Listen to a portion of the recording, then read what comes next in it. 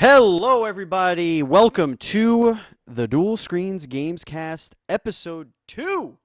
I am one of your hosts, Stephen Fontana, and with me, as always, each and every week without fail, it is Andy Asimakis. How are you, Andy? We did a whole two of these. The second one. Yeah, I think we'd last a week.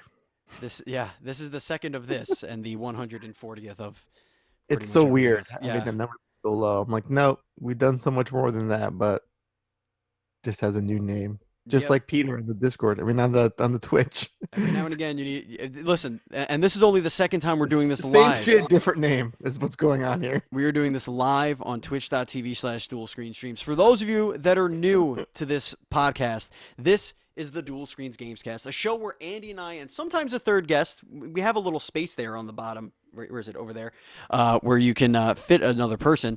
Go over the top story from the big three companies, and we debate who had the best and worst week, as well as discussing video games past, present, and future. And the Dual Screens Gamescast posts each and every Monday for your listening pleasure on your podcast service of choice, including iHeartRadio and Spotify. And of course, you can find this on our YouTube channel as well as everything else that we do on dualscreens.com. And of course, we are recording this live every Sunday night on twitch.tv/dual screens streams. And on this week's show, Nintendo directs some Pokemon right into our veins for a price. PlayStation says, we got a logo, and the Series X might have a familiar problem. Let's all unite. This is the Dual Screens Gamescast, Episode 2. So, if you like this show, guys, if you like what we're going to be doing on this show, you're going to like our other shows. We have the Dual Screens podcast, which is a interview show where we bring on indie devs, voice actors, all sorts of guests, and we interview them about the projects that they make. Everybody has a story to tell, and we want to give them the platform to do so. So that posts each and every Thursday. And every other Friday, we're doing seasonal content. And right now, we're in the middle of Season 1 of Andy Explains It All, in which Andy, who's over here, explains something that I know nothing about. That's me. And our first episode was all about Stephen King. So if you like, two idiots talking and trying to learn from each other, it's a really great, fun, conversational podcast. And again, these are all going on the same podcast feed. So you're gonna get these where you get any one of our shows, you get all of the shows. You could support us on Patreon if you'd like to by going to patreon.com/NDS podcast, just like our Patreon producer, Colton, the Apprentice Nestler. We cannot continue to grow without all of your support. So please head over there, and for as little as $1, you will get access to our VIP Discord channel. You will also get a bonus episode each and every month in which you vote the topic. We have a $1 tier, a $3 tier, a $5 tier, a $10, $25, $50. There's something for everybody, whatever your price range, and wherever you want to support the small content creators out there. And finally, the last bit of rigmarole here is that we are returning to PAX East this year. 2020, we are officially media approved for PAX East 2020. We are very, very excited that we are going to be making our return to PAX East. So please be excited for that. We are going to cover at least 30 video games and projects, if not more. You're going to get the same thing we did last year, on the floor interviews, gameplay videos. We're going to do written previews, written thoughts, whatever we can do. And of course, as last year, it's going to set up tons of guests for the Dual Screens podcast. So please be excited for that. And if you are going to PAX East, feel free to look us up. Hit us up on Twitter at NDS Podcast. And that's it. That's the rigmarole. All right, Andy. Is that all of it? We're done? That's the rigmarole, Yes. man. Look alive. Look alive. Look alive. We got a lot I'm alive. I'm we got awake a lot and alive. going on. We got a I was lot waiting for your going on, words to be man. done. We got a Full of lot words. going on in 2020. We have a lot to look forward to. A lot to get through in the show opening, too. Indeed. So, Thank God for the Twitch. our very first segment of this show is going to be our adventures in gaming. So, essentially, what have you been playing, Andy? So the backlog is strong, and the Yeah. backlog is deep. Oh, yeah. So today I was going through some old stuff on PS4, and I came across Neo, which I did not finish when it first came out. Mm-hmm. And it was free, I think, a month or two back on PSN Plus, but I couldn't download it because You have to delete your disk data first to download a free game that you purchased on PSN Plus, which is weird. Yeah, I don't that get that. happened to me with Mortal Kombat I 11. was confused. I was like, I own this Yeah. twice. As one in digital form. So I feel like when you play a game after about like, I don't know, almost a year, Mm. there should be like a little tutorial that prompts up like the paperclip in Microsoft Word. Like, oh hey, you haven't played this game in about a year and a half. Do you remember how to play it? Here are the controls again. There are a couple of I, games that did do that. I was so lost with what did what, how to change weapons, how to attack, how to dodge, how to run. Yeah. It was a rough start, but Yeah. I finally kicked back in again. But I think games should do that. Like they should gauge when your last play session was, Mm. and then ask if you should get a little refresher in the control scheme, Yeah. just so you don't I fail and can't like, remember lose what all your game it shit. was, but there was a game I think it was this gen that if you came back after a while, it automatically triggered on the on-screen tutorial prompts. Uh-huh. Like it would automatically, and you would have to go back in the menu and turn it off. But if you did come back like months later, it would come back up, and it would say, "Hey, here's how to do this stuff again." Hey, it's been a while, I want loser. to Here's say how it you was play this like game. Shadow of Mordor. I want to say, Yeah, I think all games should have that because I forgot what things meant. Like yeah, that's a symbol that I should know what it means. yeah. I don't know what it means. I should know how to fight. I should know how to attack somebody. And in a game that's like a Dark Souls-ish kind of game where every death kind of matters, Yeah. and you lose like your experience or that whatever souls, whatever it's called in this game. I Mm. had like a million. I was like, oh, those are kind of gone now. Yeah. That's not good. That's not good. That was fun for me, but I'm back in the groove and playing Neo, of course, Death Stranding, and Final Fantasy 15. Oh, you All went the back into DLC. 15. Okay. Yeah, because of the Arden DLC. Yeah, So sure. playing that, which was fun. Sure. Uh, but yeah, Sure. that was my weekend. How I about yours? so I'm still on that Apex Legends grind and That's never gonna go away. it's never going to go away and I I mean, feel like you should just mention it when you stop playing it. sure. That could be good. I Like, hey, I so stopped playing I have Apex Legends maxed for a for week. for about 2 weeks now. I have maxed my battle pass. So anything that I'm doing in the game is purely just for fun. There's no. No I'm difference. literally. I'm moving toward nothing at this point. Right. But the new season starts in a couple of weeks, or a week or two, something like that. Which is there's going to be a crazy amount of content on this new I season, did or see that. not the season. It, That's loo- actually not it the looked. season. That's Oh, the okay. that's the pre-season event. So Gotcha. that's going to be a 2 week event. That looked pretty wild. That's going to be sick. Very excited about that. But so yeah, I played that. I played a little bit of Death Stranding, in which I got extraordinarily frustrated. Now, here's the thing. Yesterday, I went to the kinda NYC slash Rooster Teeth, New York, Rooster Teeth, New Jersey. Oh, that's what RT stood for in that Yes, message you sent me. I was like, we all went what to does we that all mean? had our holiday gathering. Oh, Yesterday. that's adorable and Yes. totally nerdy. Yes, super nerdy. So two things happened at this bar. So we're Too at the much for bar, me. and I see a very large man who could only be the bouncer, and he keeps coming in because we had the private room, we had the upstairs all to ourselves. He keeps coming in the back room. He kind of looks around, and about the third time he does it, he comes in, and I go, "How you doing, man? I'm Steve," and he goes, "Oh, I'm Lee." I was like, "Nice to meet you, Lee. What do you take an inventory?" He goes, "Yeah." I was like, there's not a less threatening group of people that you could possibly have to take inventory of. he laughed and just walked away. But and the other thing was, I explained my distaste, my current distaste for Death Stranding to a couple of my friends there, and my friend Nicole had given me a million pointers. So I'm now re-excited for Death Stranding because I realized what I was doing wrong.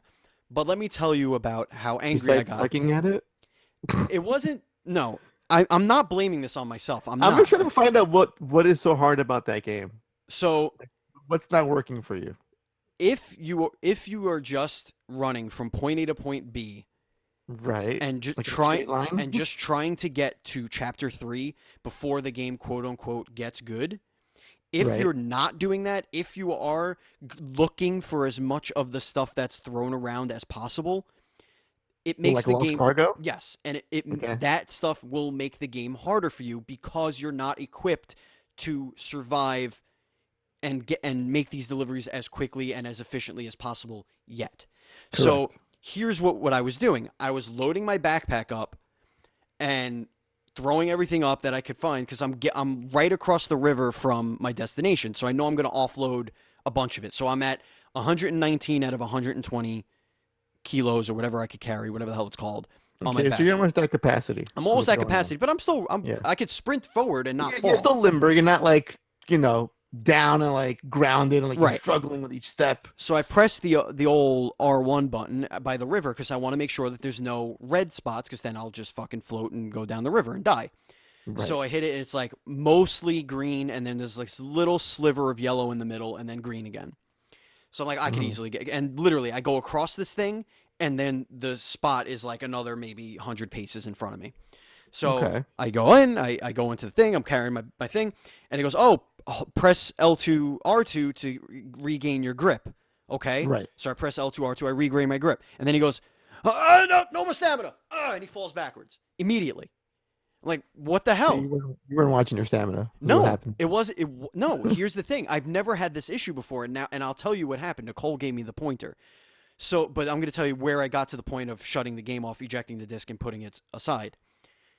So paddle, paddle, paddle. I stand up and I gather my stuff, except for a couple of little pieces, and one of it was the main thing that I need to deliver.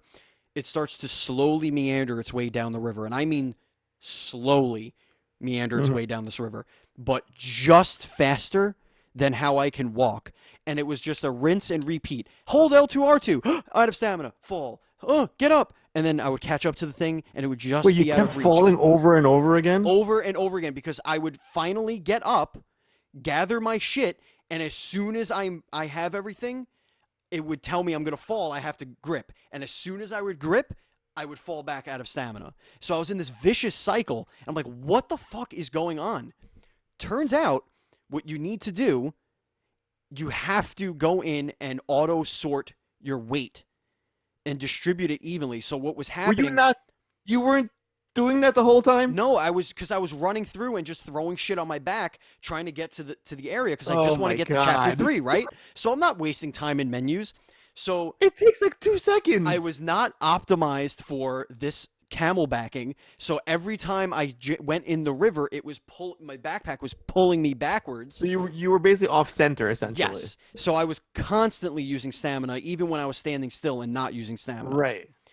So and because I just ejected the game and threw it away, I know that I could go back a little bit further and I'll be fine. Like I don't have to wade down the river to find my shit right now. So I'm going to get back into it. I'm going to be more mindful of the weight distribution. Yeah, always do that. Always, Pay always, attention. always. I'm gonna pay When- attention when to you that take shit. on new deliveries and you stack your shit, just press triangle. That's all you gotta do. A little auto arrange. It saves so much time. The only time when you won't have to do that is when you're doing a pizza delivery, and they Mm. gotta stay flat. So you gotta stack on a flat surface because you can't carry it by hand. Yeah. You hold it that way. It's a dead pizza. Okay, so he It's a does worthless literally pizza. make you deliver pizza. That's Yes. great. Yeah. That's wonderful. There's a mission that you have to carry pizza and champagne with your hands, I think. Oh God. Yeah, from one point. It's like the opposite ends of the map, essentially. Within Okay. an hour. Yeah. But that's So there was you know, that. there's that, And yeah. the other game I was playing was Jedi Fallen Order, which I should be. I would imagine I'm no more than 1 to 2 hours away from that. But I'm playing that on story mode. I'm not playing that for the challenge. So I just want to get through the story. On Death Stranding, I am playing on medium difficulty. I feel like I should just put it on easy and just deal with it and just have fun. But Mhm. I don't want to miss something, and I've been told that like you kind of miss like a little bit of the fun of the combat a little bit and stuff like that. But I did nail the whole stealth situation down. Good for you. I now know how to avoid Very the good. BTs more accurately and Thank you so efficiently. much. That's great. Um, I'm but very yeah, I excited still for don't you. have any weapons, so I'm looking forward to getting some weapons and maybe a motorcycle or something. Yeah. Have you been playing any indies this week? I haven't. Me either. I really haven't. It's time to catch up, unfortunately. I feel like nothing new is out there in the wild. Mm. I'm sure there are, but I haven't been paying attention. the last couple of weeks, Mm, just playing like again Luigi's Mansion and Pokemon Sword and Shield. I was playing like all these AAA games that I've ignored for the last like 6 months of my sure, life. sure. Um, but it's we'll get there soon. I feel like there's some big ones coming out in January Mm, that I'll get to at some point. yeah. Yeah, All right, so no indies of the week. This week we're still catching up no, on our AAA situation. we really are. Um, I don't know if I mentioned this last time, but I'm really intrigued by Dragon Ball Kakarot coming out on the 17th. Yeah, right. That was So a shocker for me because you don't yeah, play Fight. that might have to get added to the backlog, unfortunately. Probably Um, don't play it. all right, so let's get into. So we're about to get into the news, which, of course, the way this works is very simple. We pick one news item from each of the big three companies. That's Nintendo, Sony, and Microsoft. Okay, we pick one news story that we think is the one of the week, and then we take one wild card story, and then we debate those topics, and then of course we crown a winner and loser of the week. But here are the news stories that you that didn't make the cut that you might be interested in. Over on Reddit, somebody pointed out that Yoshi's Crafted World was made available accidentally for $1. What was that? That was Walmart, I think. Yeah, Yeah. it makes me sad. Mm-hmm. God damn it. Yeah. It was Pokemon. it was available for $1, but it wasn't available for very long. So if you didn't get it, you didn't get it. They fixed the error, but a lot of people got that for $1, and I'm not sure if they are going to honor that, but I feel like they kind of have to. Um, and I wonder if any of price matching issues happened, like with Best Buy or Target.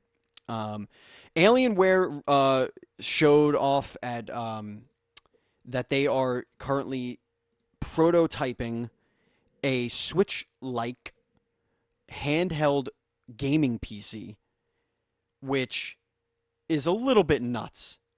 This reeks of what the wild card should be this week, by the way. I just want to say. It does, but I feel like but the it's a wild bigger card deal than we're one, making it out to be. yeah, but not really because it's not a real thing. Like It is though. it's a It, ha- concept. They it only has a brought a name. concept. It's got a name. Okay, the UFO. I mean, all right, fine. Yeah, But it's real. uh, but what this really does for me is this goes to show that a Switch Pro is possible, and if battery is figured out, if they're able to figure out the power situation to get something like that running at a high fidelity, then that would be muy interesante. Xbox had a little news this week as well. Sea of Thieves has 10 million players since launch, which is really nice. Good for them. Here's a I don't bit know of what that means. Give me some sales figures, Microsoft. the last sales figure from Video Game Charts says 5 million copies sold. Okay, So there you go. 5 That's million a number. copies sold, 5 million people getting it for free on Game Pass, whatever, There you go. Okay. you know. Yeah. So Tencent has taken a stake in Platinum Games, This was weird. which is another I terrifying did thing. not see this coming at all. So yeah, Platinum Games goes into business with Tencent. Simple thing Yeah. is that they're essentially they're still remain. They're saying they're maintaining their independence, but I believe this is how Tencent does hostile takeovers. So we'll see. Weren't they also involved in Quantic Dream going like Yes. multi-platform as well? Yes. That's some scary shit, man. hmm China, looking for China. They got more money than God, and Yeah, they do. they could do whatever the hell they want. And more Xbox news. Yakuza is finally coming to the Xbox. There was Peggy ratings for Yakuza 0 and Kiwami, I'm sorry, and Kiwami 2. Well, they are very kawaii. Yeah. And Gizmo is Mogwai. So those are the news stories that did not make the cut. But now it's time to get into. Oh, my hat is green screening. It's chroma keying. Oh, is it? Yeah. That's funny. What a rookie mistake. I'll take that off. You've had it for so long, the green screen. You didn't think if I There put a we green go. hat on, I look like I have no head? There we go. Took it off. Okay, so we are going to start this week with. Let's start with PlayStation. We did Nintendo last week. Let's start with PlayStation.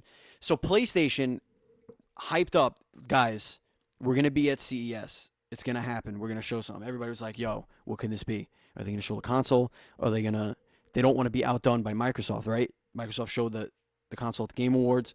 They're gonna come out. They're gonna come out firing. Let's see what they do. Who thought this? Listen, all the podcasts were like, what can they possibly do? Oh, they could come out. Maybe they could say No. we're gonna be at E3 and we're gonna show the thing or whatever. People were speculating something was going People to are happen. dumb. And something did happen, Andy. Oh yeah, the best thing in the world happened. We got two huge pieces of news. Hit me. The first one was that they have announced that they have sold 106 million PlayStation 4s. That is a colossal number. Huge.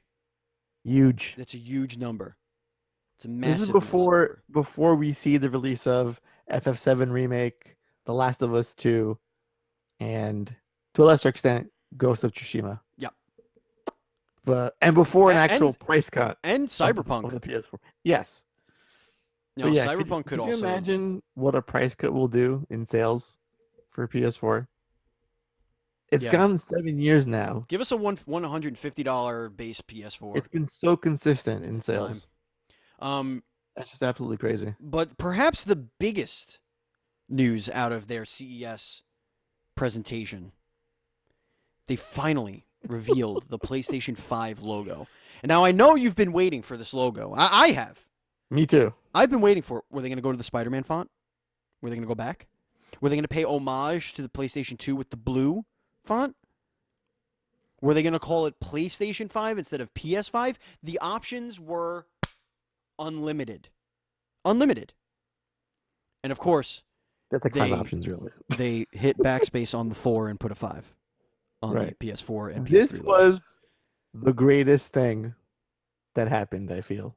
Because, first of all, it was the most liked image related to gaming on social media ever. Mm-hmm.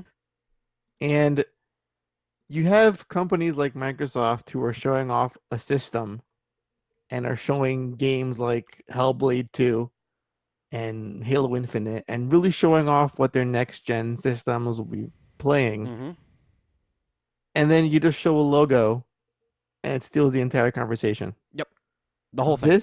This is the strength of the PlayStation brand around the world, which Microsoft doesn't quite understand how strong the fan base is for PlayStation. Here's a fucking logo. That's all it is. But just listen to this insane number, okay? The PS5 logo is the most popular Instagram image ever posted by a games company. Okay, the official PlayStation 5 logo, this is coming from pushsquare.com. The official PlayStation 5 logo, which was posted just a day ago at the time of this writing, has amassed a ridiculous 5 million likes on the popular social media sharing platform. That's 1 million per PlayStation. Along with a whopping 136,000 comments. Previously, oh my God. Previously, the most popular image was Fortnite's announcement of its Avengers crossover, which had 2.7 million likes. So just about half. Just a little over half. Oh, it'll double it. You'll see. But I love how this thing was kind of like memed into popularity a little bit. Because again, it's you hitting backspace in Photoshop. Oh, yeah, it was a ton of that's your logo. This was a ton of people making fun of it. Let's not. Right. But look at it. It just stole a conversation. Like it kept. You have to show no games, no hardware specs, nothing. All it took was a logo. That's so weird that my mouse is on your face, but it's not on my screen. That's really weird. I don't know why that's doing that. But you're gonna have to just deal with that, viewer. I apologize. So yeah, PlayStation came out swinging. They didn't do shit. There's no swinging. They swung. They swung that 5 million views, big old donkey dong, and they slammed it on the table. And they're like, "Here's our logo. Bam, we're out." And they get 5 million likes. We don't need to show you the box. We don't need to give you a price. We don't need to tell you what's inside it. You're gonna buy it. Here's the logo. Pre-order this fucking logo. That's what they said. Yeah. They said pre-order this logo. That's confirmed. 5 million PS4 sold. PS5 sold at launch. Heard that. Heard that. All right, so let's go to Nintendo. Actually, you know what? No, we're gonna close with Nintendo. So Xbox, man, Xbox. they're making the same mistake twice. It seems. This is quite annoying. So this is coming from where is this coming from? WCCF Tech, but this was trending everywhere. Um, Xbox Series X exclusive games from Xbox Game Studios will start coming 1 year after launch. Translation: there are no exclusive Xbox Series X titles for the first year of the Xbox Series X's life. Um, Here's a direct quote: "As our content comes out over the next year, 2 years, all of our games, sort of like PC, will play up and down that family of devices. We want to make sure that if someone invests in Xbox between now and the Series X, that they feel that they made a good investment, and that we're committed to them with content. While there won't, and this is them writing again. While there won't be an Xbox Series X exclusive game at launch, Microsoft will still make sure to showcase the console's power and features with select franchises like Halo. Quote: Our approach is to pick one or two IP that we're going to focus on and make sure that they're there at launch of the console, taking advantage of all the features. And for us, that's going to be Halo Infinite, which is a big opportunity. It's the first time in over 15 years that we'll have a Halo title launching in sync with the new console, and that team is definitely going to be doing things to take advantage of that. Here's very quickly. Here's my thing. I think that's great that they are not trying to fragment and force people into the next gen by holding out specific titles. I think that is great, but this is going to hamper the fever and the desire to have a Series X over a PlayStation 5. Not a Series X if you're an Xbox person. Because if you're getting it if you're an Xbox person, like there's nobody who's entrenched in Xbox that isn't going to get a Series X. If they have the money, they're getting it on launch day, on day one.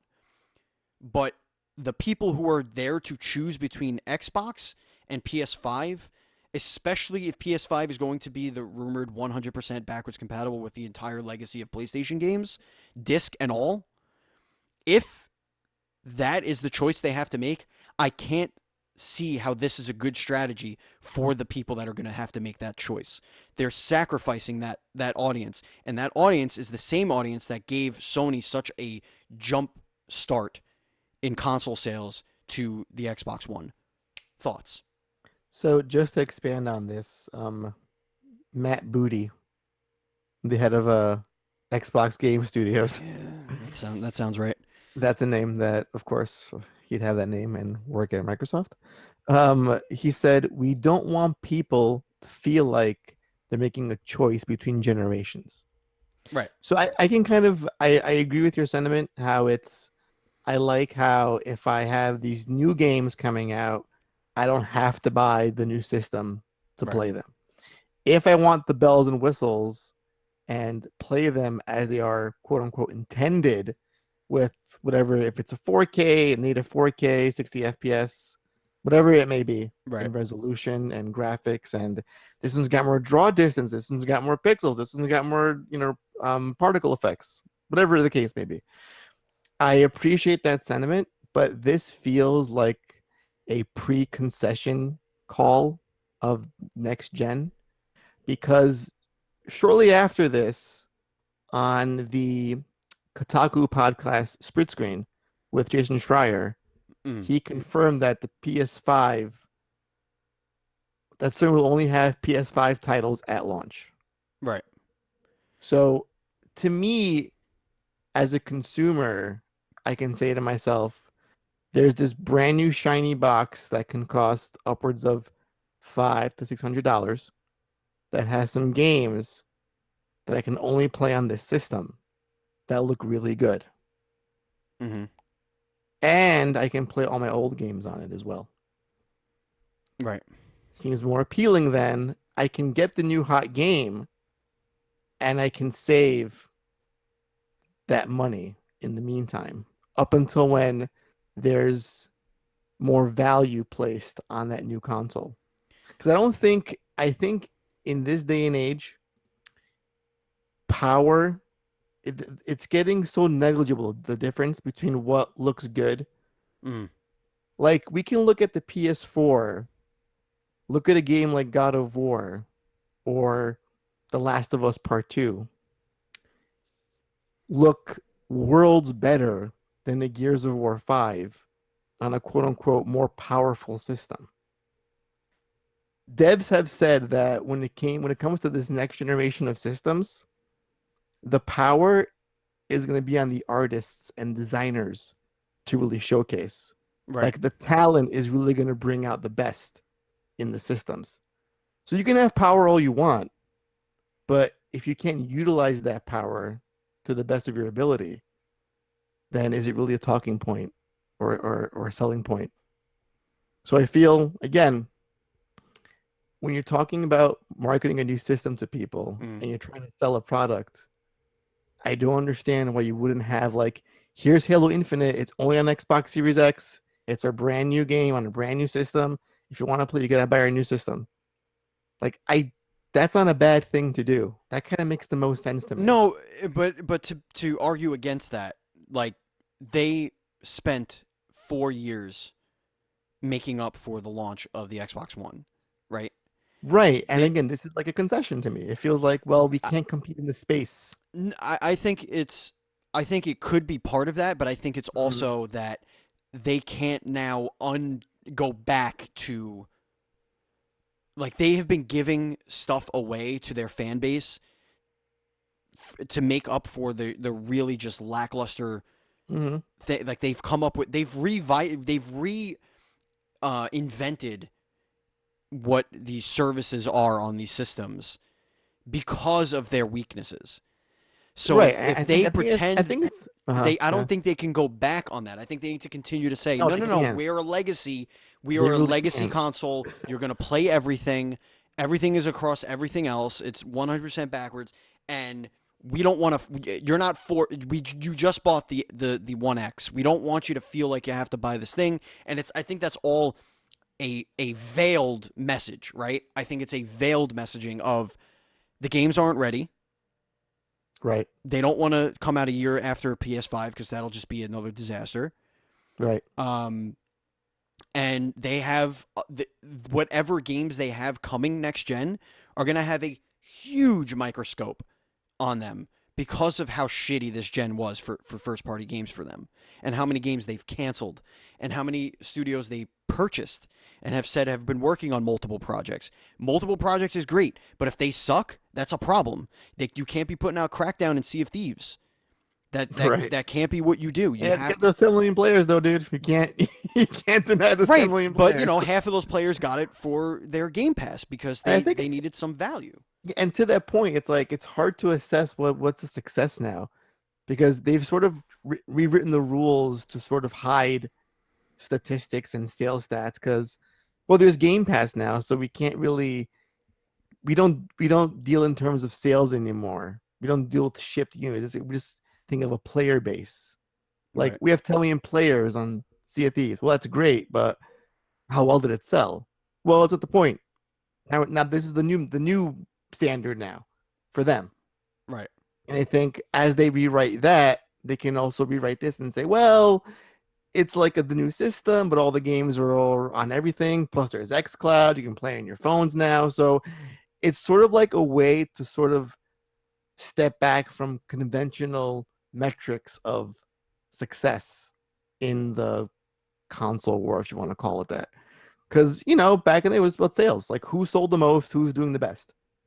right. Now they've sort of written around that because I Now, think they couldn't compete. do you think that, and this is an interesting way to look at it, but do you think that at this point it's Xbox versus PS5 and not Xbox Series X You versus know what? PS5? I don't know anymore. Because I don't I know. think that's what they're gearing at. I think right now, and actually Bad Bit mentions this in the chat as well, but I think Xbox is the thing that is competing now. It's not the box that they put out, but it's the service that they provide.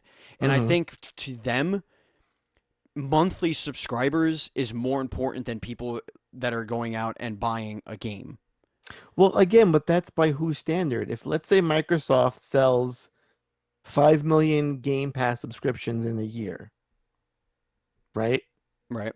When the Series X launches, we'll see in the first launch year, the big metric is we've signed up 5 million additional Game Pass subscribers. Okay. And Sony says we've sold 10 million PS5s and we've sold 5 million copies of, I don't know, Horizon Zero Dawn 2.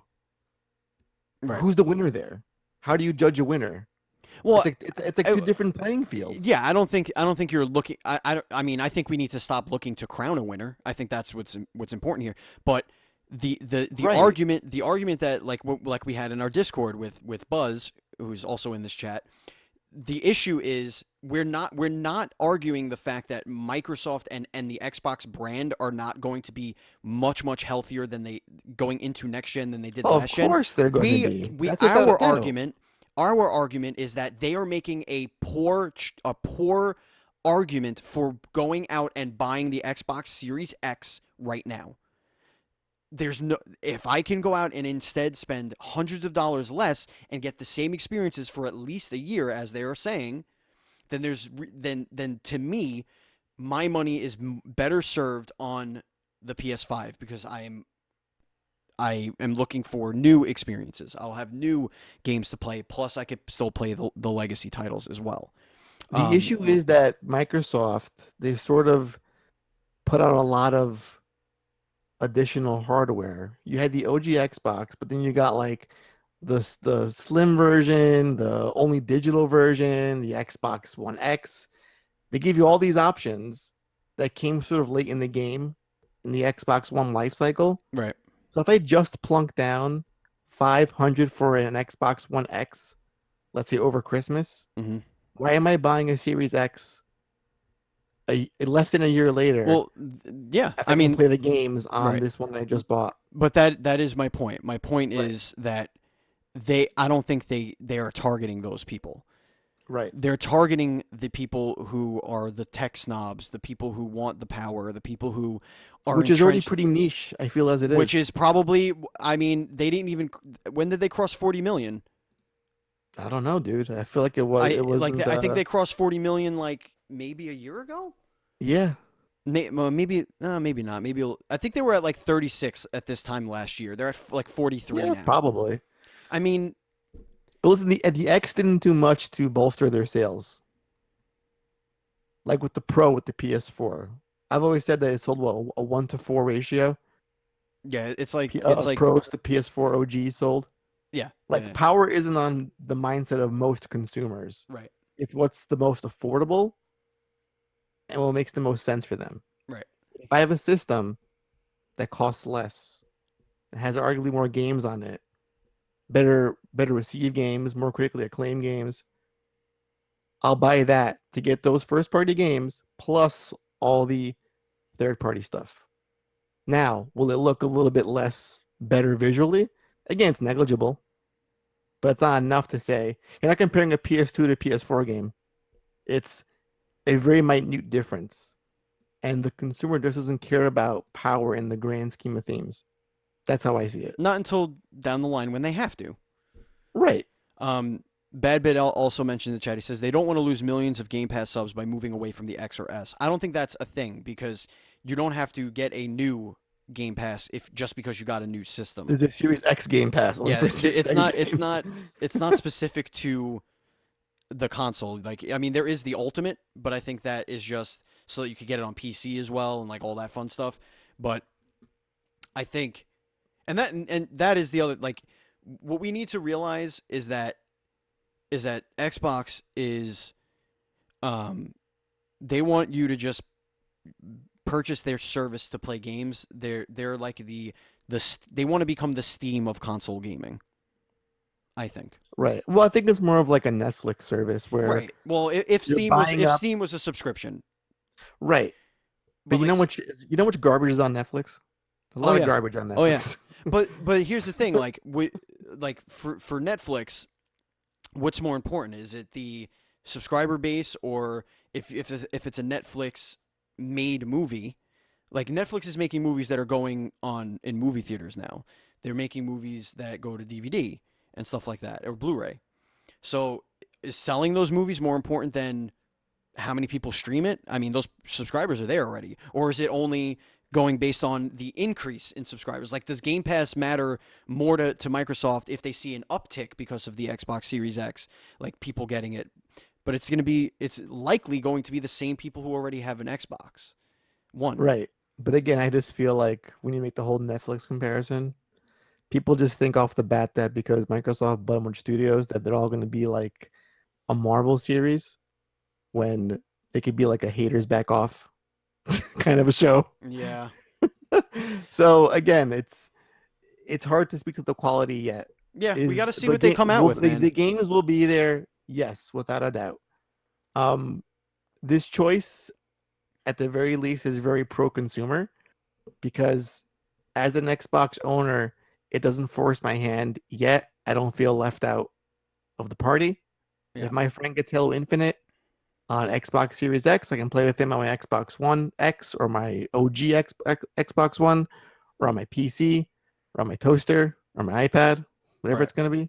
Right. But my whole thing is like from a selling power standpoint, from marketing, from basic economics, if I want to sell something, it must be incentivized in some way.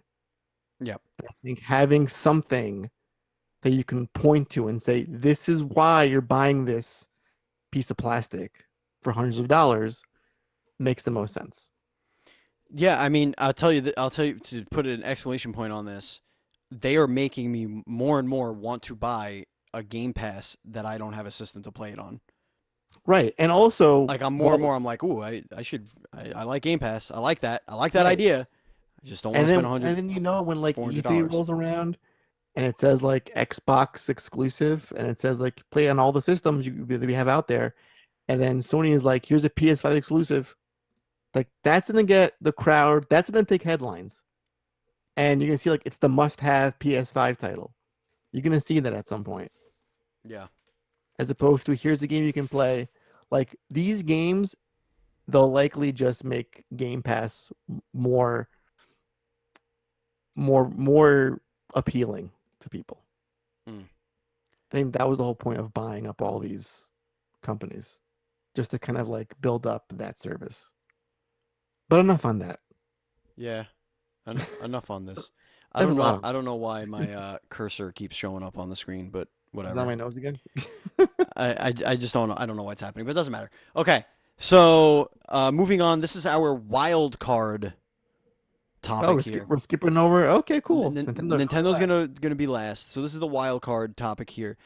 Major union launches campaign to organize video game and tech workers. This is coming from the Los Angeles Times. The last 2 years have witnessed a wave of walkouts, petitions, and other workplace actions at video game and tech companies. But That despite, crunch. yeah, it's like crunch, and harassment and whatnot. That But crunch. despite this Harassment. swell in labor activism, employees at no major video game studios and only a handful of tech offices have formally voted to form or join a union. A new campaign launched Tuesday by one of the nation's largest labor unions and spearheaded by one of the leading video game industry activists in Southern California aims to change that. The Campaign to Organize Digital Employees, or CODE for short, is a new project of Communications Workers of America aimed specifically at unionizing video game and tech companies. It grew out of conversations between the CWA and Game Workers Unite, a grassroots organization that sprung up in 2018 to push for wall-to-wall unionization of the $43 billion video game industry, along conversations with organizers across the larger tech industry. I'm going to scroll down here to a quote. Uh, We've been watching the amazing organizing of workers across the industry, said Tom Smith, CWA's leading organizer, and workers themselves reached out to us while doing that amazing self-organizing and said, can we do this in partnership with the CWA? The union declined to specify how much money it was putting behind the new effort, but it has put two organizations on payroll to lead the push with support from dozens of CWA staff members from across the country. There's a lot more here to read. There's a couple of they speak about the actions that kind of led to this stuff. There was the walkout of the online furniture seller of Wayfair. The Activision Blizzard had the internal and external protests. Just a ton of different reasons for these companies to look to unionize. So let's talk a little bit about unionization here. Um, I'm a union man myself, in multiple different ways. Um, Unions have only been good for the workers that they serve, but have also had many negative impacts to some of the businesses that they impact. One of the examples is um, and this is a very different union, but there are some construction unions that make their price to do the job so high that it actually makes more more owners use non-union labor, and therefore it puts a lot of union workers out of work as like a kind of a an overcorrection of the market. Um, I don't think you're going to have that situation here. Um, I mean, you could. There are so many video game companies, um, but like in film and television, you can make non-union film and television easily. Web series and whatever. But if you want to get um, union actors to perform in your film or whatever, you need to pay them union rates and you need to have them sign a waiver and yada yada, and there's a lot of red tape and all that kind of stuff. Hmm. But Hmm. when you're doing a union show, you get people there. You get craft services, you get timed breaks, you get paid for every minute that you're there. If you're there for over 10 hours, you get a double in pay. All these other amazing things. You get paid if you bring your own props and clothing. If you're doing a commercial, like you get paid per item. It's there's like tons of protections. I think personally, this would only be good for the video game industry. I want to hear your thoughts first before I get into my reasons why I think this will be great. Well, I don't know a lot about unions in general. When I hear the term union, I think about communism. I'm an American, so fuck that shit in its mouth. Um, but from what I understand, one of the key criticisms about unions is it's hard to get ahead because they tend to lean towards seniority over experience. When it comes to promoting someone, they go with the one who's been there the longest. Um, you kind of lose any sense of individuality when you're part of a union. And plus, union dues is a thing too you have to consider. But yeah, I'm not an expert on unions. I don't know what like the major pros and cons are. Mm. I know they're geared to protect the employees. That's like their main mission statement. And I think in certain fields it can be a plus to sort of help control abuse towards a certain group. Mm. Um, but I think with the tech industry, I think there's in my own opinion, I feel like you kind of know what you sign up for. It's a very fast-paced industry, and it can be demanding at times. And I feel if you were to unionize in some way, then could that in a sense slow down a production of goods? Well, Um, that's one thing. That's one right, reason why there would be a union is because right. a game studio, the workers that are making the games, they Hmm. are beholden to the publisher. The publisher will put a date on something and say this is when we need it by, Right. and your studio head doesn't really have a lot of bargaining to say, wait, no, we can't do it in that time. We need more time. The producer could say, well, then we're dropping you. We're not giving you any money. We're not going to fund this or whatever. Like because they're beholden to somebody else. So what winds up happening is that trickles down to the people that are for lack of a better term, forced to work insane hours because a person that's not physically making the game is calling the shots as to when the game needs to be finished, Hmm. and what that scope would be. Oh, we want it to be. You need this actor in it. It needs to have cinematics, and it needs loot boxes, microtransactions, and an online mode. And then Right. we'll give you 3 years. Hmm. And all of a sudden you're like, well, we can't lose this publisher. If we lose this publisher, we're fucked, right? Hmm. So now you up hire, right? You scale up and you start hiring more people. With those more people come all of the benefits that you have to pay those people and all that stuff. And all of that is just because you're trying to make something in a very specific time frame. Hmm. That's the reason why the games cost as much as they do. Like technology, as much as it's exponentially growing, it's also getting cheaper and cheaper to do a lot of things like motion capture and stuff like that. Right. That's why it's a gig economy. That's why you can have somebody that's like, yeah, I'll do background art for your game, whatever.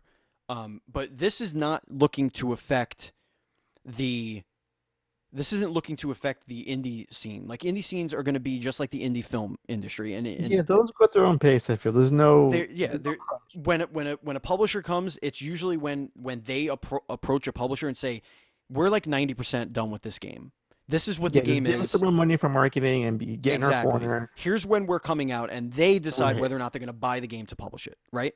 Yeah, like what Devolver does, I think, in most cases. Right. But when Yeah. you are Sony and you have 15 studios or 18 studios, however many Mhm. they have, you have a schedule. You're trying to hit these release dates because you have quarterlies that you need to hit. You have investors that need to make their money, and you need to get investor calls and yada yada yada. Now, if I'm the boss of Sony and I say, or any publisher, and I say, we have these three huge games in development. Unfortunately, the studio's telling us they're not going to be done for 18 months. Uh, they're 18 months behind schedule. This other one says they're 2 years behind schedule, and this other one needs another year. All of a sudden, that person's, the studio's closed. They get fired. Management gets moved around. Instead of looking at it like, we are putting unreasonable expectations on these studios to make these games in the time that we're giving them.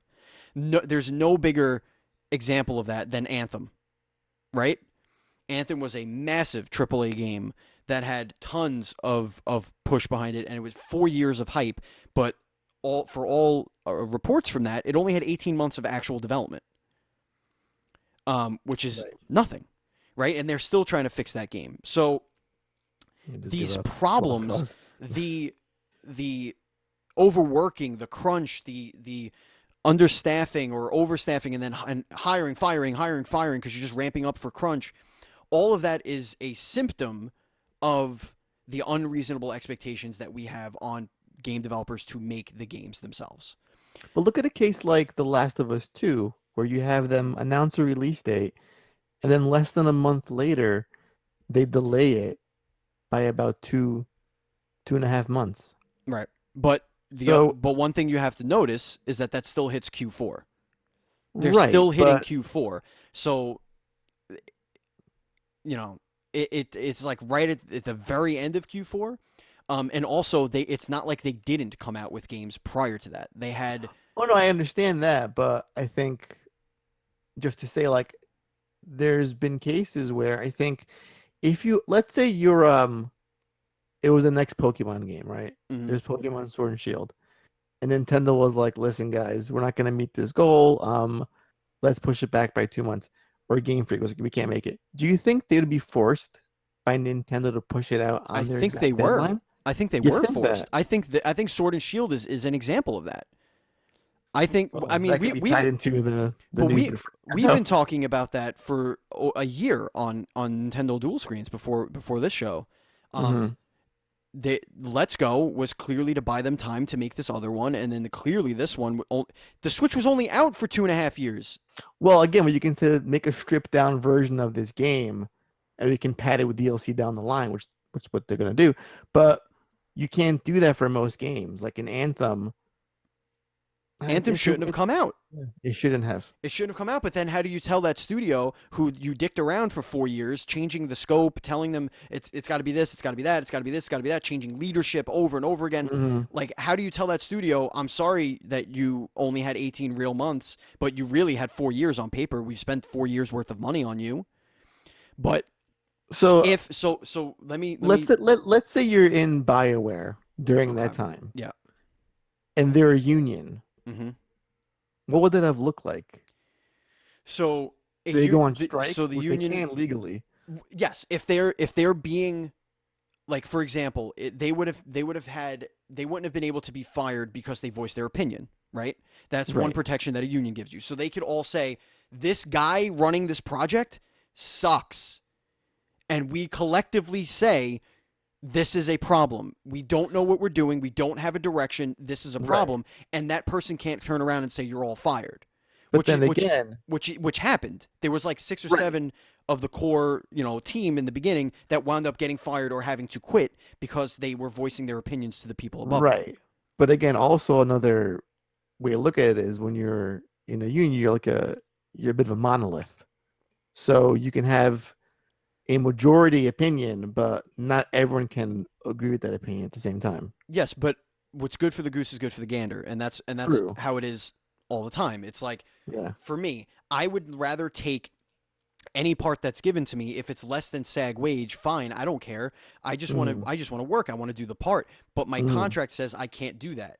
But if I tell the producer behind the scenes, just pay me a little less, we'll say that you paid me a little bit more, which I don't do. But I'm saying if I was That to sounds do kind that, of shady as fuck. if I wanted to do that, that would be against my union. But that would take Right. that would but that's on me. But those And protections then you are call there. me scummy for wanting to be invisible. I'm saying I would never do that, but I'm saying Being immoral.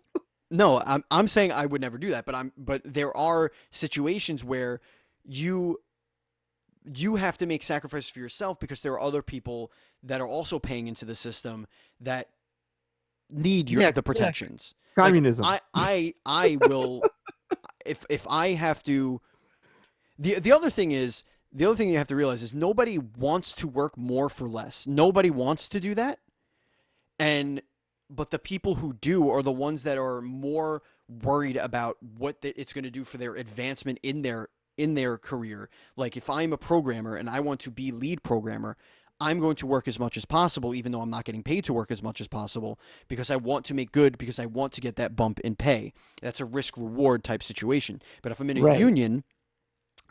in a union and there is no such thing as that, or there is and you do get paid for it, like that's really all they want. They want if they're going to work this overtime, they don't want to feel like if they say no, they get fired, and when they do, they get actual compensation, like and meals and proper breaks, so that they could actually not have mental breakdowns or I don't get this whole proper breaks thing. Like you can't take a break during the day. so I take breaks all the time. you do because you're not a hourly employee. Right. These are all hourly employees. Right. So that's who the protection's for. Like for example, when I was punching in and punching out when I was working crew, if you work for 6 hours, you have to have a 30-minute break. They do not. If you work for 8 hours, that break has to be 1 hour. They But do is that the not. same for most hourly employees today, even non-union In New hourly York, employees? in New York, Right. New Right. York has those protections. But Right. again, those protections are violated all the time. And who am I going to go up against my employer or they're just going to fire me? They're an at will employer. They could Right. fire me for that if I say where that happened at Outback. Sorry, I said it, but Outback all the time. There were people who were working through breaks, getting unpaid, not paid for their breaks, not paid for the meetings and stuff like that. There was a huge class action lawsuit. It's not a union Why are you working through your break? because you don't want to get fired. Is that a fireable offense? So take a break? They could tell you that you're not a team player. Well, if you Everybody's take a struggling. break, Everybody's struggling right now. I know that you just did a 7 hour shift, but I really need you to stay on the floor because so and so did this, so and so did that, and they can do that and have done that to multiple people at multiple days of the week over and over and over again because you don't want to be the guy that is looked at as letting the company or whatever fail. Or you don't want to be the guy that's going to walk away from the fire. you don't want to be the troublemaker, the difficult one, Right. But essentially. how is that being difficult? You're exercising your rights. Right. So that's where I think these unions can step in and say, listen, we're not trying to make you pay a million more dollars per person. We're not trying to make you to Well, force you don't you. know because those guys make a lot of money. Right. It's the largest industry on planet Earth. Right. Yeah, you should So what would get it union up. look like? What? What would union dues look like?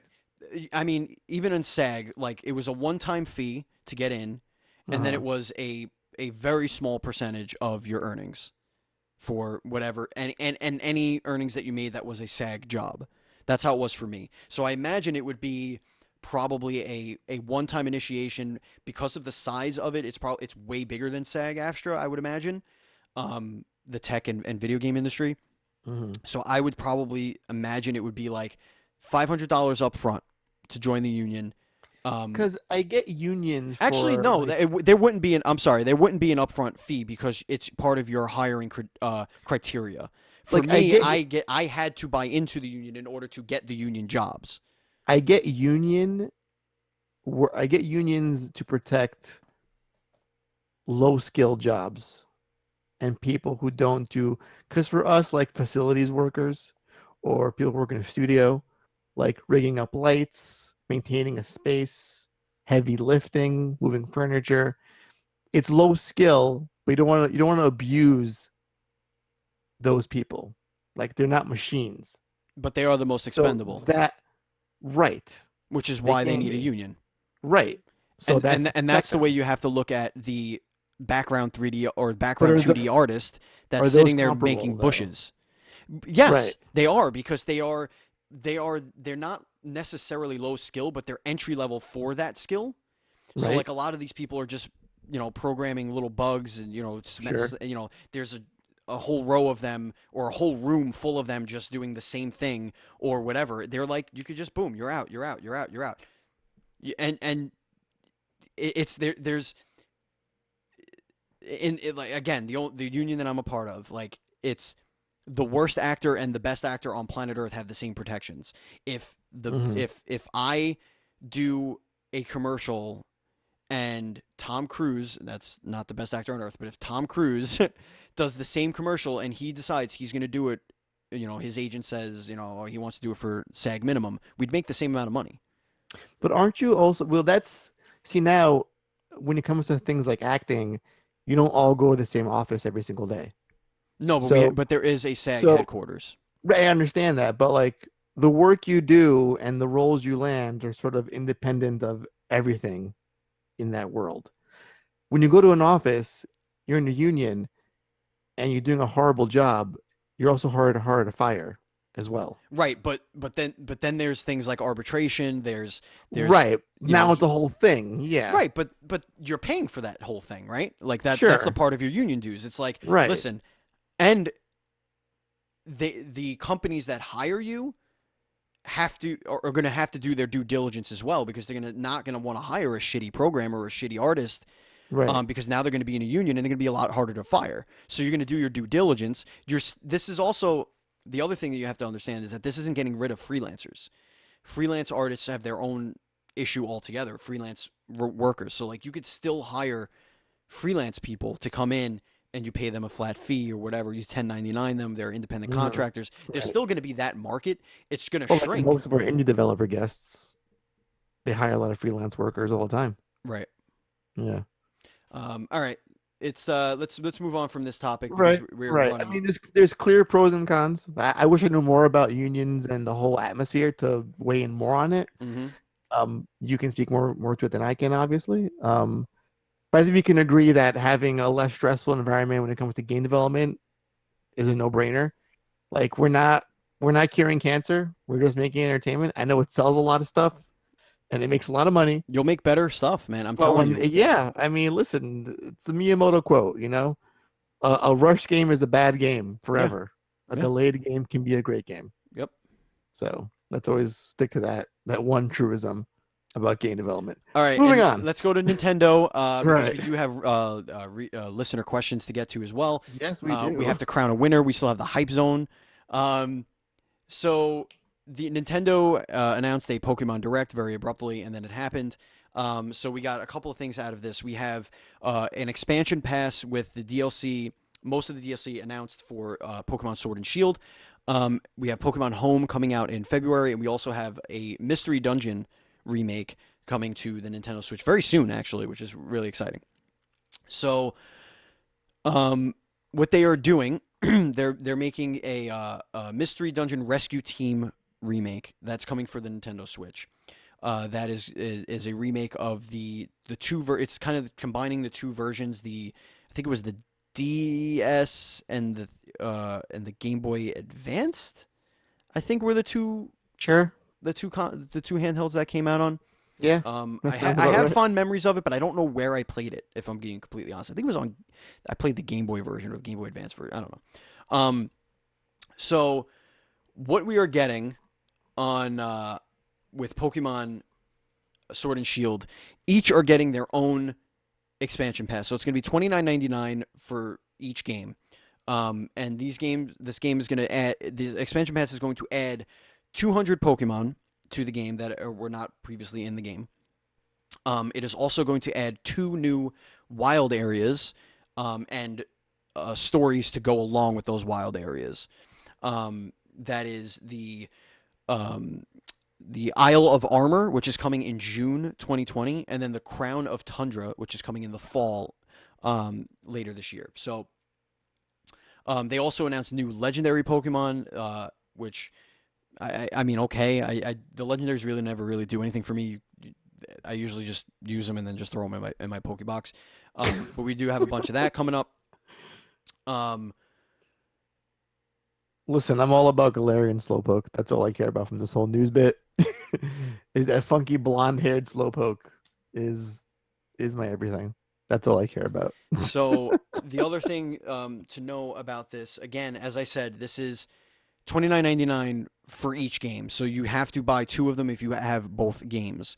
Um, the Pokemon Home, which is like the new Pokemon Bank, the way that's going to work is Pokemon that are added to this game that you have in the bank, in Pokemon Home, or that you were going to put in Pokemon Home, will be able to go in. Also, if you don't have the expansion pass, those Pokemon are still usable. It's just the two areas that will not be around or available to you. Um, what I think I'm of two minds of this. One, I think it is kind of shitty that you have to buy it twice, but I digress. I'm not going to argue with that. They have their reasons. Um, Yeah, money.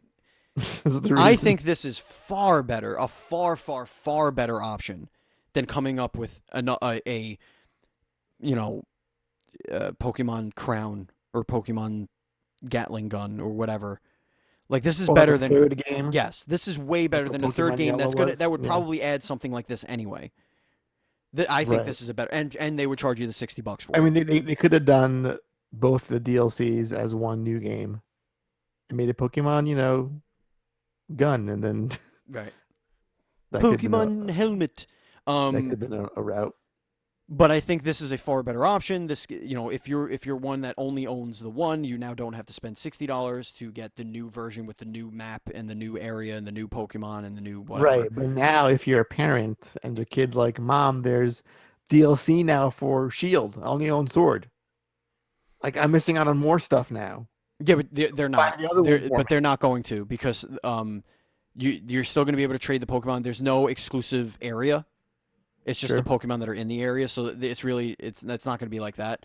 Um, but I think what's pretty cool about this is that it's set. I think what the great thing about this is from a Nintendo perspective is that this now I think buys them time to make a and I'm using this term very very lightly, a proper console Pokemon game. Ooh, you don't think that it was a proper game, Sword and Shield? I think it's a great Pokemon game. I think it's a wonderful experience, but Mm-hmm. I think they can do way better. I think that they can make this. I think they can make Pokemon on the Switch a true classic JRPG that everybody should play. I think You know they what? have that ability. What I'm wondering is, I understand, like I can respect the commitment from Game Freak to put in 200 more Pokemon. I don't think the whole like protest had anything to do with it, or like the whole social media upheaval No, about because getting they the extra said from the Pokedex in there. beginning we're going to add more Pokemon, but you're never Right, going to get all of them. right. Um, I can respect that. I can respect creating new content for Sword and Shield. Um, but did they have to do this? Because that game sold so remarkably well. They could have just packed up, all right, guys, this game is done. It's over. We're not going to support it anymore and just move on to the next project. And I like, just think that this is a new model going forward. I think that this is going to be a way for this them. is Nintendo embracing. Do Yeah, you think it came from Nintendo? Like, hey guys, this sold a lot of units. No, Let's make some DLC for this and I will say this. I get some think money out of these games. I don't think that Game Freak had these Pokemon already made. I don't think they took anything out Mhm. of the game for this, to get the Mhm. game out and then finish it for DLC. Because we're talking about June. This Mhm. isn't coming out now. They're just announcing it now.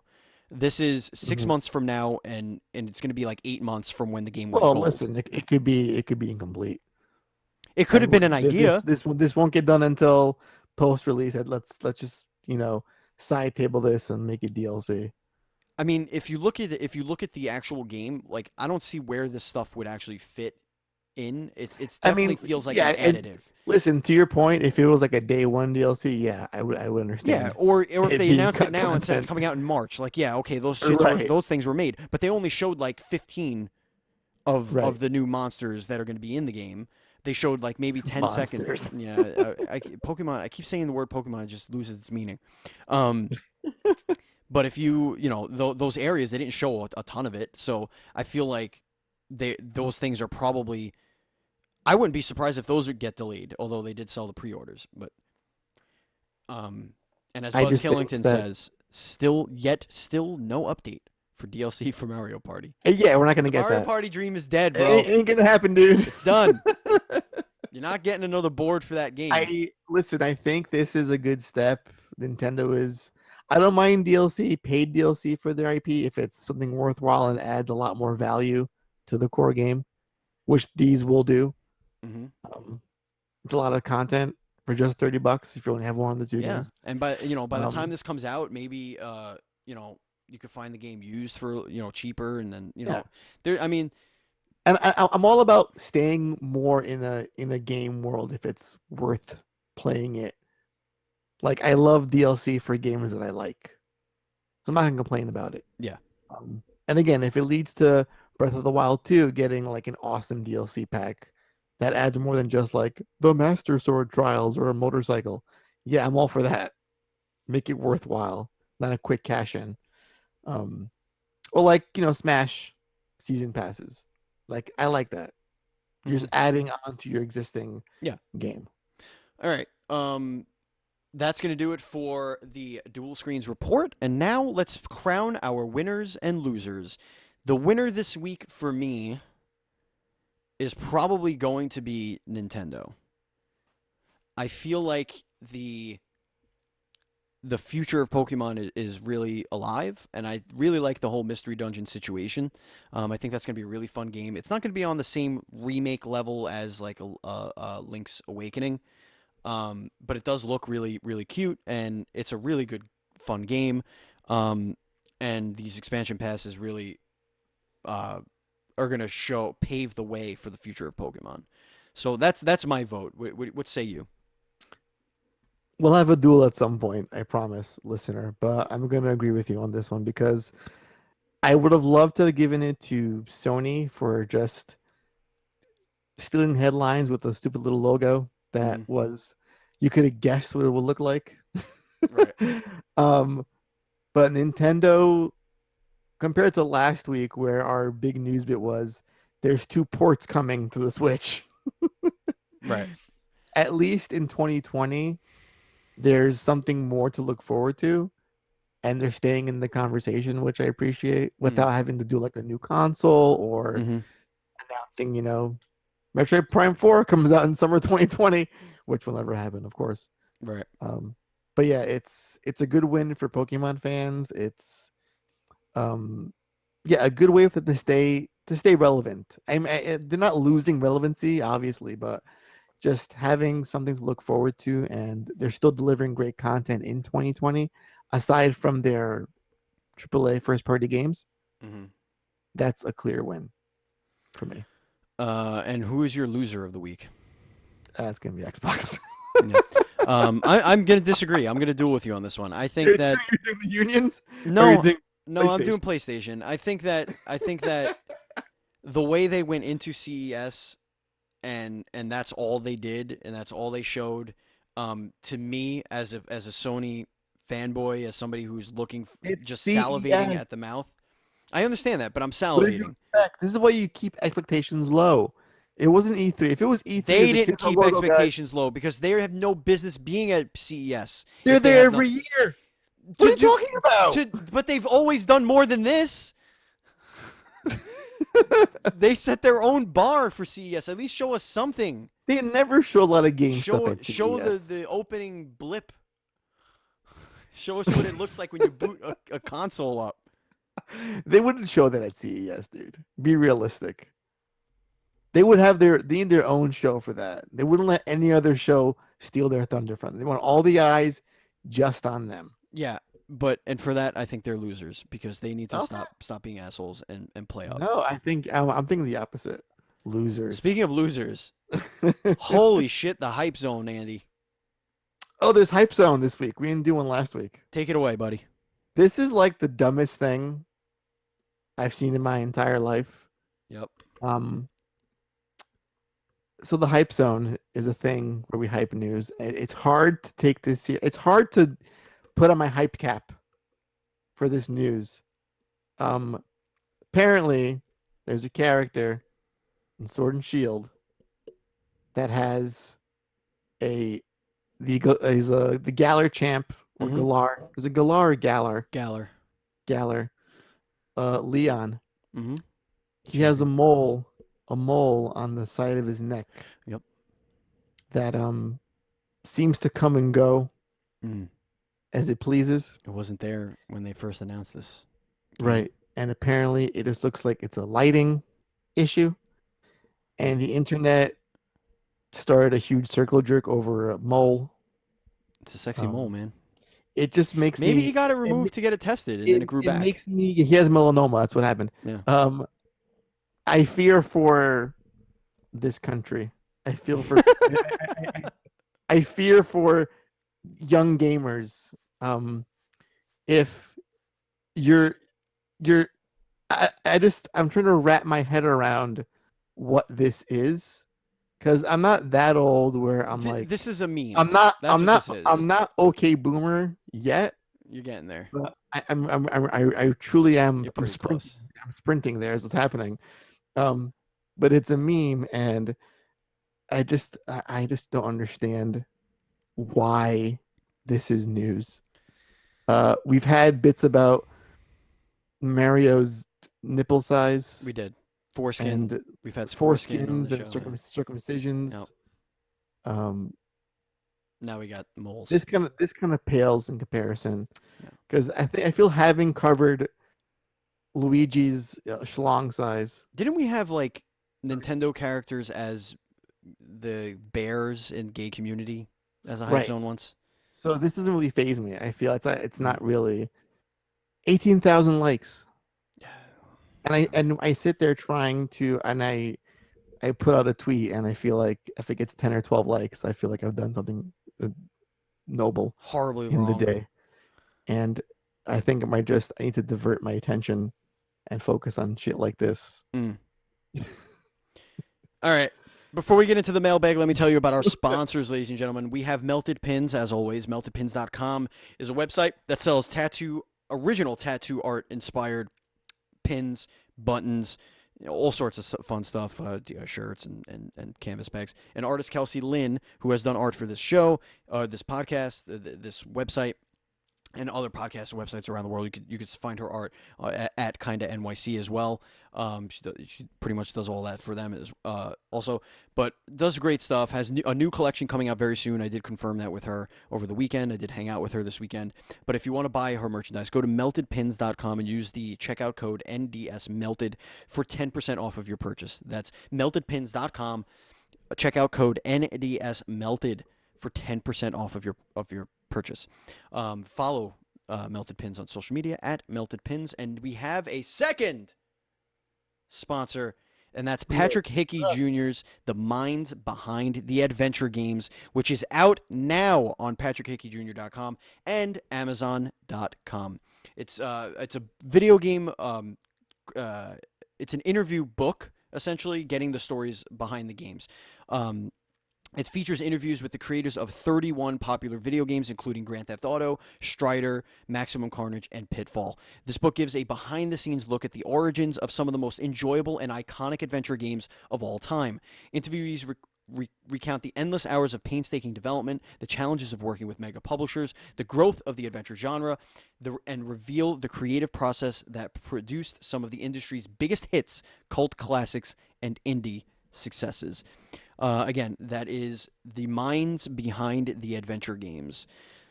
Thank you, Patrick Hickey. He's actually going to be on this week's Dual Screens podcast.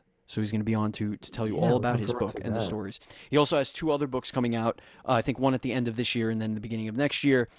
He's got the minds behind the sports games, and he's also got the minds behind the shooter games. Some of the guests that he have in that book are just fantastic. So give him your money.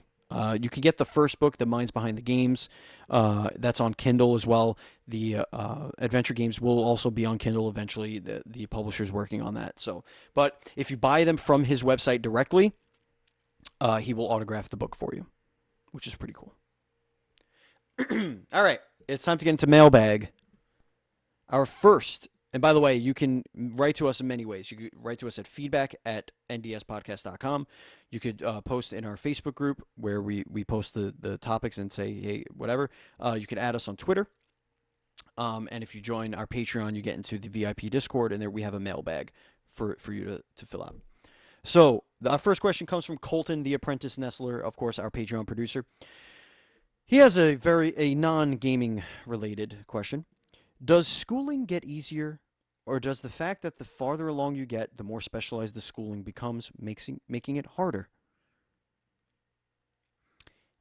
I think Um, school in general gets harder, but as a mhm. human being, I make it more difficult because I am less willing to learn more. What are your thoughts? Well, I think when you go into a specialized program and it's sort of there's like a focus on a specific subject matter, I think it's easier to digest all the information that's being thrown at you. Mm, So if you're going to a four-year college, say, and you're taking all these credits for your prerequisites um, to get your four-year degree, you really want to study. Let's say you want to study math, but you got your science class, your foreign language class, your all the goddamn other stuff. philosophy class, You got to do earth science, cultural anthropology. which which was like an easy A when I was in Hunter. You're an easy Oh, lay. I am still am to this day. Ah, got him. Uh, I think it's not that it's harder. I think as the information that's being fed to you is more complex and there's so much of it, it the perception of it being more difficult to learn is there, as opposed to going to, let's say, refrigeration college or going for just like as a plumber. It's just one specific area and you can focus on just that one subject. But at the same time, those expectations are higher now because you're learning a Right. specialized skill. Right. So, But and I at the very believe Colton least, is speaking about electrician school, if I right. or something like that. So yeah, that Correct. shit's hard. Electricity sucks. Right. Yeah, I'm Um, sure. It's all science. all right, we It's like have a novel mathematical here as well. from Mike Kirsch. So Yeah, yeah. What is this mammoth hero? well, Like a he whole. he gives us a little pretext here. I love it though. Just this week, WB Montreal tweeted out a cryptic tease for what has all but been confirmed to be Wild card. a new Batman game. Probably that's why I didn't put it in the news. Probably including some take on the epic Court of Owls storyline. This was the second tease of the game, with WB Games tweeting another similar tease in September of last year. Based off of the people I follow on social media, the general consensus of this marketing strategy appears to be negative. At the rate WB is offering information, many people feel the actual reveal is too far away, or they're frustrated by the lack of any additional information besides more cryptic images. My questions are: what do you think of this marketing strategy? How would you prefer game reveals or teases be handled? Do you think a slow burn game reveal builds anticipation or creates frustration? Thank you guys. I love the show. Keep up the good work. Okay, I think we can look to the most recent game in memory, and that's Death Stranding, Okay. which had the biggest blue balls marketing ever in Mm-hmm. the history. it wasn't just we didn't know what it was. No one knew what it played like. There were no previews before it came out. Nothing. Um, and I think when you can get away with that if you don't know exactly what the thing is and you're trying to sell on the mystery of it all. Mm-hmm. But this just seems odd to me because we all know what game this is. So I'm not sure what you're trying to tease. Um, That's what makes me Warner think that it's a Brothers complete Montreal. 180. I don't know. I'm scared about it, but I mean, it would be nice if it was just a big, massive red herring and it was a whole different game. It was like, gotcha, we're doing an Aquaman game, or Harry but Potter. that's Harry Potter. But I doubt that's the case. There I are think owls it's in Harry Potter. so many owls. There are owls for sure. There are for sure owls. It's a big point of the Harry Potter is the owls. I prefer you could tell me that you're working on a game, and then tell me about the game, and then 3 months later the game comes out. I want 3 months max. I like when a game like what they did with Fallout 4. I like that kind of shit. Yeah, that game wasn't that great though. Yeah, but I don't care. That's just what I want. I just want it to be. I don't need it to be. Oh, and it's out now. But like, here's we're working on this game because it's a Fallout game and we're Bethesda, so that's gonna be happening. It's like Assassin's Creed. You know what's gonna happen. I Show. prefer 6 months to a year. I don't even need that much. You could tell us you're like I said. You could tell us you're making it. Just like they do in the movies. Like, we know who's cast in a movie the second the movie goes out. We know who's writing a movie before the movie's written, right? That to me doesn't spoil anything. I think it depends on how big of the slow burn we're talking about here. If it's like the FF7 remake, which was it's going on what 3 years now since it was Oh, first I like mean, officially fuck off. revealed. What about Final Fantasy 15, which was 13 verses? And Well, that see, game's that took that 12 went through years. changes though. That went through I change. It wasn't Yeah, the same great, game. great, but they had It no changed intentions of that game systems, coming out. hardware, engines, names. It went through a lot, dude. You know what didn't go through that? It changed God of War. directors twice. God of War was announced and then boom, it was out. When was Last of Us 2 announced? That PSX one, 2017, Yeah, but 2016? that was we're making it. But they, you know what? We're making it, yeah. The problem with that, with the way they did that, was that they made it seem like they were a lot further along than they were. Right. At the very least, with this Montreal teasing, we have. I'd prefer this if it was closer to E3. Like if it was like a March tease, or like an April tease, like closer to some kind of big convention that you can kind of bank off of to make an actual official announcement. But it's January. Like Mm, we have months till the biggest trade shows. Relax a little bit. mm, And again, most folks know what this is, going by what insiders are saying. Like it's a Quarter Val's game. mm. It's kind of a no-brainer at this point. Just show the goddamn thing. What if you play the owl that delivers the messages for Hogwarts? So it's Death Stranding, but with an owl. Hmm.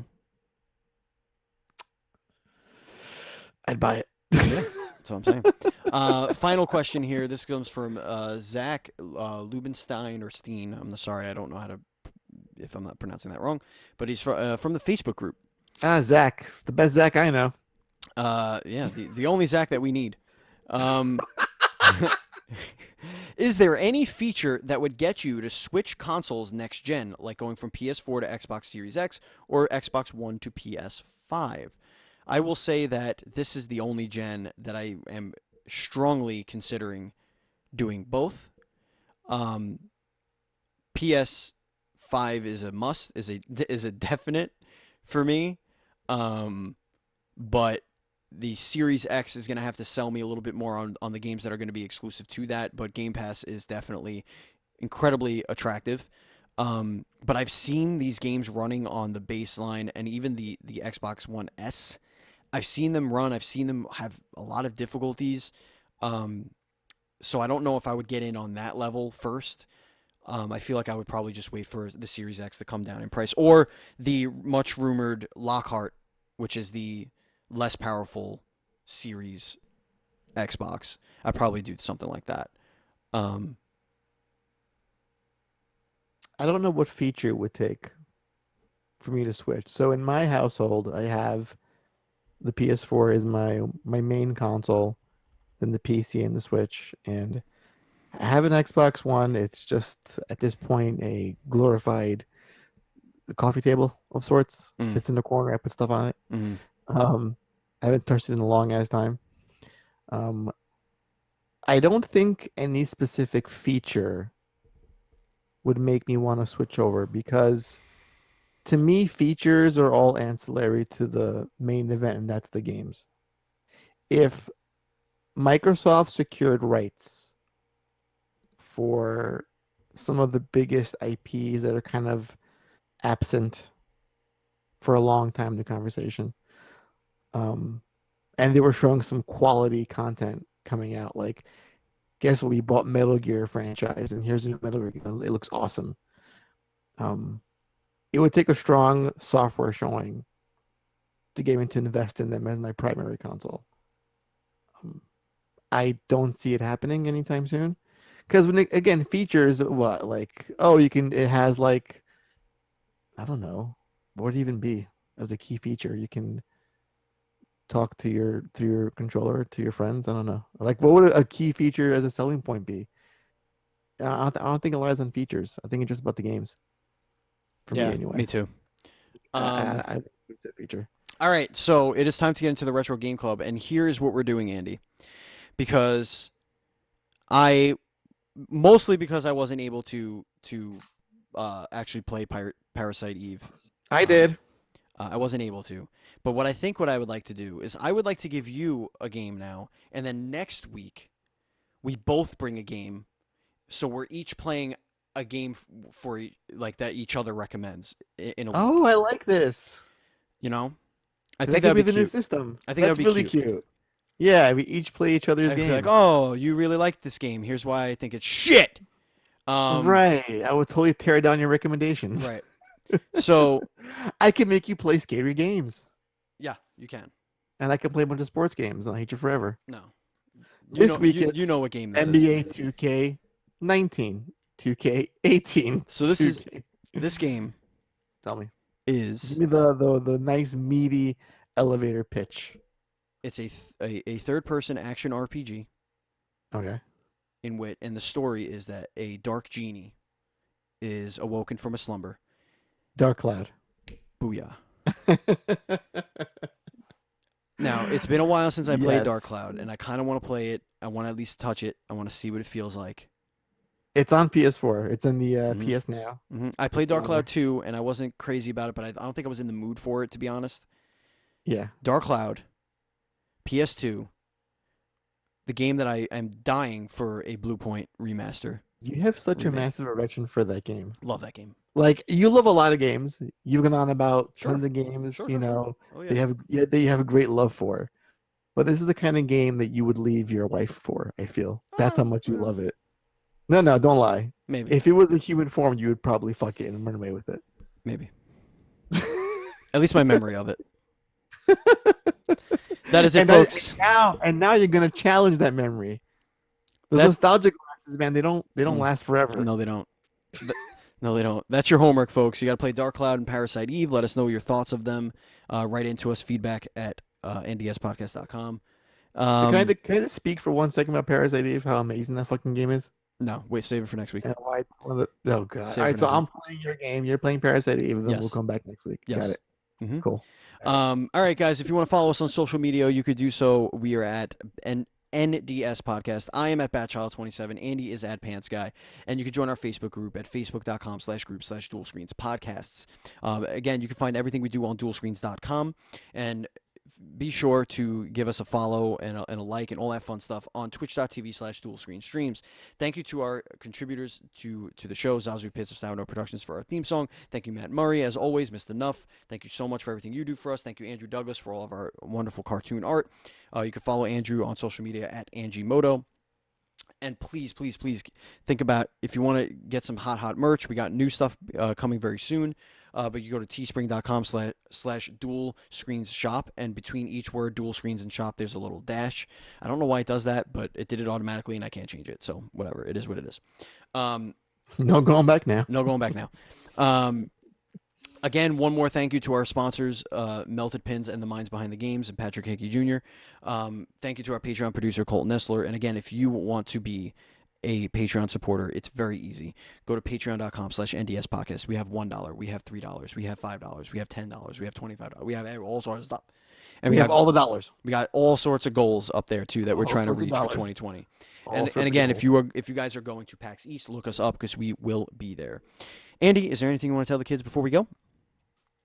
Just stay tuned for the Dual Screens podcast this week with the aforementioned and the great Patrick Hickey Jr. Yep. Who is also a game dev, in case you guys are wondering. Also a He's working game on the dev, game. also a voice actor. Yeah, so he's like a jack of all trades kind of guy. So he's going to be on to talk about a whole lot. That should be fun. Yep. And again, I think I said it last week, but I love this new format. I love talking about a bunch of shit. It's been almost 2 hours now. It flew right the fuck by. I didn't even notice. An hour and a half, but we're there. It's good. I like it. I like it. All right, guys. This has been the Dual Screens Gamescast, episode 2. Thank you, Andy. Thank you, listeners. And as always, please be excellent to each other.